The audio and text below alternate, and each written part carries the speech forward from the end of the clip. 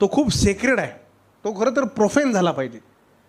शुद्धता जी आहे ही रक्ताची जी किंवा जे काय म्हणतात आपल्याकडे विचार, ही शुद्धता म्हणजे सगळ्यात घाण प्रकारे आपल्या समाजामध्ये हा समज झाला पाहिजे.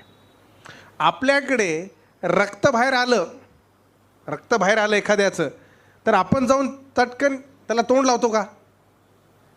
सरांचा हात कापला, तुम्ही येऊन धावून तोंड लावणार का? मग ते रक्त अशुद्ध आहे, पण रक्ताची पवित्रता सांस्कृतिक रूपानं आपण मेंटेन केलेली आहे की ते रक्त पवित्र आहे. हा जो खोटेपणा आपण समाजामध्ये सांगत गेलो आणि त्याच्यामुळं काय झालं, इमिटेशनसोबत सर्वायवल आलं आणि सर्वायवलसोबत डॉमिनन्स आलं. You need a structure of dominance, एक व्यवस्था पाहिजे डॉमिनन्स करण्यासाठी.